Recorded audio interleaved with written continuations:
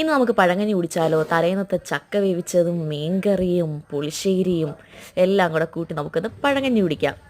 രാവിലെ ഞാൻ വീടിന് മുറ്റത്തോട്ടൊന്ന് ഇറങ്ങുക, മുളകൊക്കെ ലൈവായിട്ടങ്ങ് പറിക്കാമെന്ന് വിചാരിച്ച്. കാന്താരി മുളകില്ല, പിന്നെ അതിന് ഭയങ്കര ഒടുക്കത്തെ എരിയും കൂടല്ലേ, അതുകൊണ്ട് പാൽമുളക് അങ്ങ് പിച്ചി. അങ്ങനെ അതൊക്കെ പിച്ചി ഞാൻ പഴങ്കഞ്ഞിയിലോട്ട് അങ്ങോട്ട് ഇട്ട് ചക്കയും മീൻകറിയും എല്ലാം കൂടിയിട്ട് അങ്ങോട്ട് ഇളക്കി കഴിച്ച്. ആഹാ, എന്താ ടേസ്റ്റ്! മാങ്ങയച്ചാറുണ്ടായിരുന്നു, പക്ഷെ ഞാൻ എടുത്തില്ല. കാന്താരിമുളകിന് ഭയങ്കര എരി ആയതുകൊണ്ട് ഞാൻ പാൽമുളകാണ് എടുത്തത്. അടിപൊളി ടേസ്റ്റായിരുന്നു. എന്നിട്ട് ഞാൻ ഇടയ്ക്ക് വെച്ച് കഴിച്ചപ്പം മുളക് ഒന്ന് കടിച്ച്, നല്ല എരി ഉണ്ടായിരുന്നു. പിന്നെ കാന്താരിമുളക് അല്ലാത്തതുകൊണ്ട് എൻ്റെ ഭാഗ്യം. ഇതിനങ്ങ് വലിയ പറയത്തക്ക അങ്ങനെ എരിയില്ല, എന്നാലും എരിയുണ്ട്.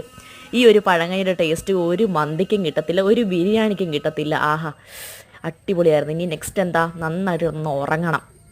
അങ്ങനെ ഞാൻ ഇനി ഉറങ്ങാൻ പോകും. അങ്ങനെ ഉറക്കമൊക്കെ കഴിഞ്ഞ് എഴുന്നേറ്റ് ഞാൻ ഉച്ചയ്ക്കൊന്നും കഴിച്ചില്ല, കാരണം പഴങ്കഞ്ഞി കുടിച്ചുകൊണ്ട് എനിക്ക് വിശപ്പില്ലായിരുന്നു. അങ്ങനെ നല്ല അടിപൊളിയായിട്ട് കിടന്നങ്ങ് ഉറങ്ങി. നോക്കിയപ്പോൾ നല്ല വെയിലുണ്ടായിരുന്നു, മഴയൊന്നും ഇല്ലായിരുന്നു.